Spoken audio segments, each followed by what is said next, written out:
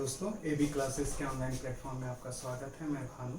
आज हम लोग यूजीसी नेट पॉलिटिकल साइंस में बच्चे इंटरनेशनल रिलेशंस कर रहे हैं और इंटरनेशनल रिलेशंस में यानी अंतर्राष्ट्रीय संबंध में जो टॉपिक हम लोग कर रहे हैं वो कर रहे हैं निशस्त्रीकरण के प्रयास। यानी निशस्त्रीकरण यानी डिसआर्मामेंट के लिए कौन कौन से स्टेप्स लिए जा रहे हैं, किस तरह से डिसआर्मामेंट को इस्टेब्लिश कराया जाए, इसके बारे में आज हम लोग क्या करेंगे बच्चे, बातचीत करेंगे कि निशस्त्रीकरण के लिए ग्लोबल लेवल पे कौन कौन से स्टेप्स लिए जा रहे हैं या कौन कौन से स्टेप्स लिए जा चुके हैं। उन सभी ट्रीटीज के बारे में एक तरह से क्या किया जाएगा, बातचीत किया जाएगा बच्चे। भारत जो है वो निशस्त्रीकरण का एक प्रकार से भारत जो है वो क्या है बच्चे, सपोर्टर है। भारत जो है वो चाहता है कि निशस्त्रीकरण को बढ़ावा दिया जाए। निशस्त्रीकरण का मतलब ये है कि विश्व से जो हथियार हैं उन हथियारों की एक प्रकार से हमें क्या करनी है, समाप्ति करनी है। हथियारों को पूरी तरह से हमें क्या करना है, एक प्रकार से समाप्त करना है। तो उस पर एक तरह से हम लोग क्या करेंगे बच्चे, आज बातचीत करेंगे। और उसमें जो हम बातचीत करेंगे बच्चे, उसके अंतर्गत सबसे पहले जिस ट्रीटी की हम लोग बातचीत करेंगे वो है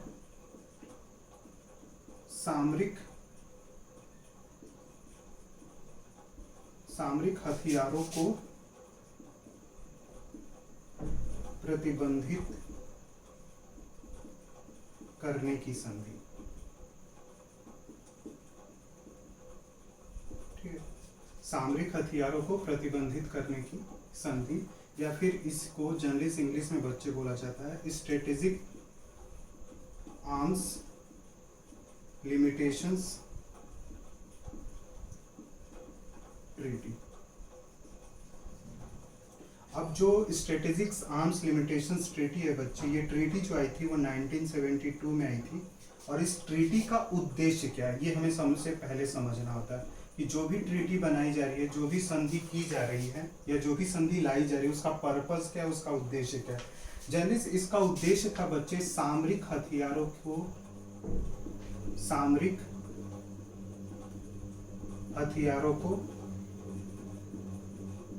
को सीमित करना। यानी जितने भी प्रकार के स्ट्रेटेजिक वेपन्स थे उन सभी प्रकार के स्ट्रेटेजिक वेपन को क्या करना था, नियंत्रित करना, कंट्रोल करना ही स्ट्रेटेजिक आर्म्स लिमिटेशंस ट्रीटी का पर्पस था बच्चे। इसको शॉर्ट फॉर्म में आप SALT भी बोल सकते हो। SALT फर्स्ट जो था वो 1972 में आता है। यानी सामरिक हथियारों को हमें क्या करना है, सीमित करना। और सामरिक हथियारों में एक तरह से खास तौर से जो परमाणु हथियार हैं उनको एक प्रकार से हमें क्या करना है, सीमित करना। क्योंकि परमाणु हथियार या परमाणु जो तकनीकी है बच्चे, उनको एक प्रकार से आपको क्या करना है, तकनीकी को एक प्रकार से सीमित करना है। ये इस ट्रीटी का एक प्रकार से क्या था, उद्देश्य था। अब जनरली ये समझना होता है कि जो स्ट्रेटेजिक आर्म्स लिमिटेशंस ट्रीटी है किन दो देशों के बीच में हुई थी। कौन से दो देश इसके अंतर्गत आते हैं बच्चे, तो एक देश है आपका यूएस और दूसरा है USSR। ठीक है, यूएस और USSR के बीच में ट्रीटी जो थी वो हुई थी, जहां पे दोनों देशों ने ये डिसाइड किया था कि वो सामरिक हथियारों को एक प्रकार से क्या करेंगे, सीमित करेंगे। कारण ये था बच्चे कि 1960 तक यूएस के पास लगभग 30,000 यानी 30,000 परमाणु वेपन्स थे। यानी परमाणु हथियार जो थे लगभग अगर देखा जाए यूएस के पास तो 30,000 के आसपास थे। और 1980s तक अगर आ जाते हैं बच्चे तो USSR के पास जो परमाणु हथियारों की संख्या थी वो लगभग 40,000 थी। तो इन प्रकार से इस संधि के द्वारा एक प्रकार से क्या करना था, परमाणु हथियारों को एक प्रकार से क्या करना था, सीमित करना था। तो जो परमाणु हथियार थे उनको सीमित करने के लिए ही स्ट्रेटेजिक आर्म्स लिमिटेशंस ट्रीटी 1972 में पहला आया था। और दूसरा जो SALT था बच्चे, SALT, वो ट्रीटी आती है 1979 में। तो SALT सेकेंड जो है बच्चे, ये ध्यान में रखना है आप लोगों को, जो स्ट्रेटेजिक आर्म्स लिमिटेशंस ट्रीटी जो सेकेंड है वो कब आती है, 1979 में। फर्स्ट कब आती है, 1972 में। कौन से दो देश आते हैं, तो यूएस और USSR। ये आपको क्या करना है, एक प्रकार से ध्यान में रखना। तो ये एक प्रकार से ये भी एक निशस्त्रीकरण का एक बच्चे, एक प्रकार से इसको भी आप क्या बोल सकते हैं, निशस्त्रीकरण का एक प्रकार से ये भी एक प्रकार का क्या है बच्चे, अप्रोच है, जहां पे डिसआर्मामेंट के लिए कुछ डिसीजंस लिए गए थे। आगे बढ़ते हैं बच्चे। ठीक है,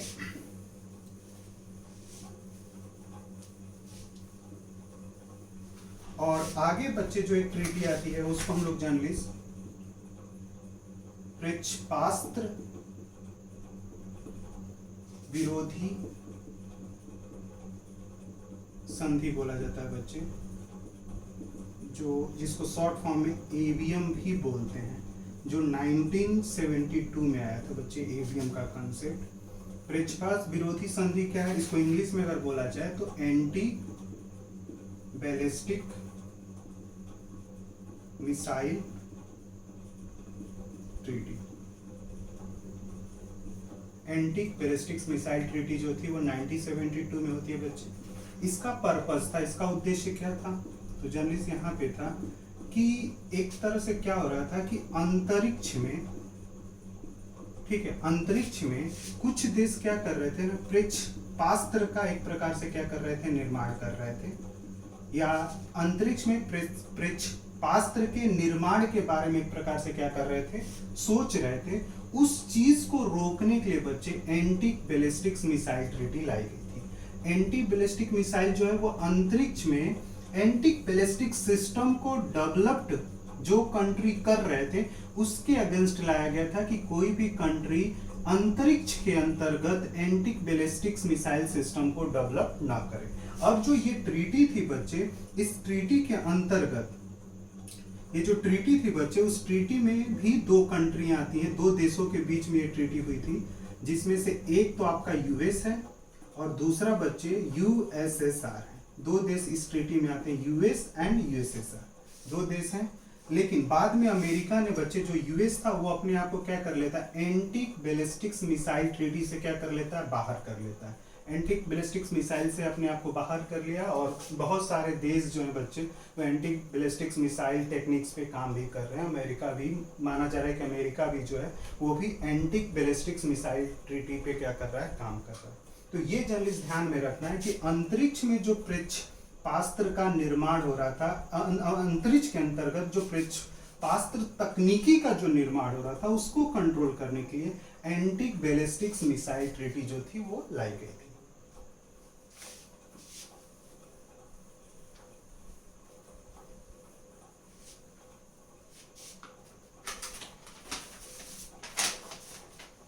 अगला एक निशस्त्रीकरण के प्रयास में एक अगले ग्रुप के बारे में बात कर लेते हैं बच्चे, वो है Australia group. Australia group, Australia group का वैसे निर्माण जो होता है वो 1985 में होता है। लेकिन ऑस्ट्रेलिया ग्रुप के निर्माण के बारे में सोचना कब शुरू किया गया था बच्चे, इसके निर्माण के बारे में सोचना कब शुरू किया गया था, 1984 में। और तब ये सोचा गया कि हमें एक ऑस्ट्रेलिया ग्रुप का निर्माण करना है, क्योंकि बच्चे उसी पीरियड में जो इराक था ना, उसके द्वारा एक तरह से जैविक हथियारों का इस्तेमाल किया गया था। तो जैविक हथियारों के उपयोग को देखते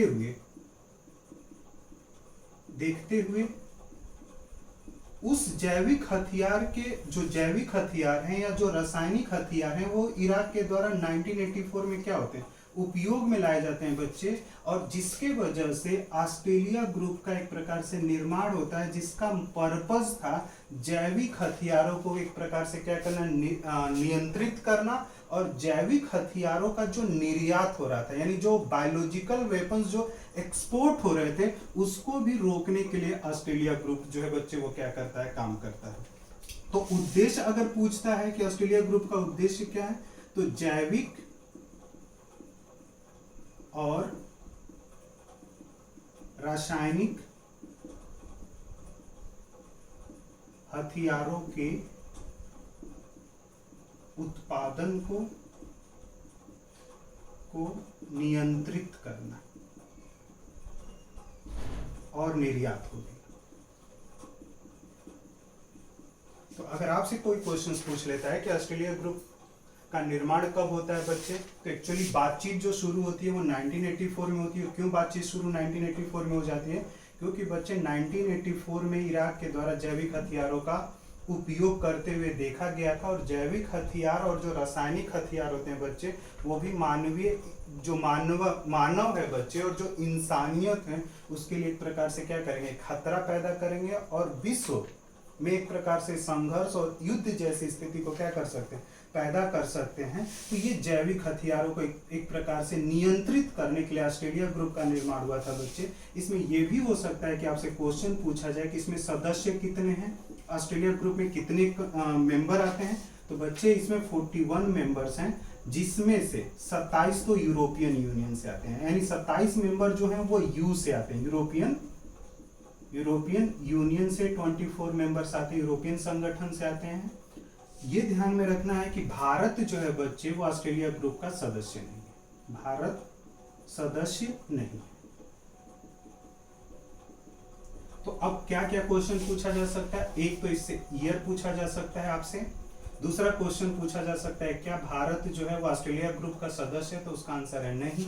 ये क्वेश्चन पूछा जा सकता है कि कितने सदस्य हैं, तो 41 में से यूरोपियन यूनियन के कितने सदस्य आते हैं, 27। और एक बार ये भी देख लेना क्या ब्रिटेन जो है वो आता है या नहीं आता है, एक बार आप लोग चेक कर लीजिएगा। भारत इसका सदस्य नहीं। उद्देश्य क्या है, जैविक और रासायनिक हथियारों के उत्पादन और उपयोग को क्या करना, नियंत्रित करना, और उसके निर्यात को भी क्या करना, नियंत्रित करना। यह ऑस्ट्रेलिया ग्रुप का एक प्रकार से बच्चे जो था वो कार्य था। आई बात समझ में। अब आगे बढ़ते हैं बच्चे और एक और ट्रीटी पे हम लोग बातचीत करते हैं, और उस ट्रीटी का नाम है बच्चे सामरिक हथियारों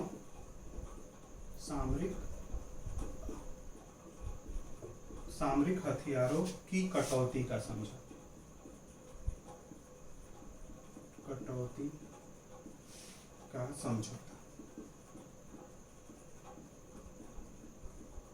ठीक है, सामरिक हथियारों की कटौती का समझौता, यानी जो भी सामरिक हथियार थे, जैसे साल्ट फर्स्ट में आपने देखा वहां सामरिक हथियारों को एक प्रकार से क्या किया जा रहा है, कम करने, सामरिक हथियारों का जो दुरुपयोग है उसको रोकने की बात हो रही है। यहाँ पे जो सामरिक हथियार हैं बच्चे, उनको एक प्रकार से क्या किया जाएगा, कष्ट किया जाएगा। इसको एक्चुअली START भी बोलते हैं, स्टार्ट भी बोला जाता है। तो इसको इंग्लिश में अगर आप लिख सकते हैं, स्ट्रेटेजिक आर्म्स रिडक्शन ट्रीटी।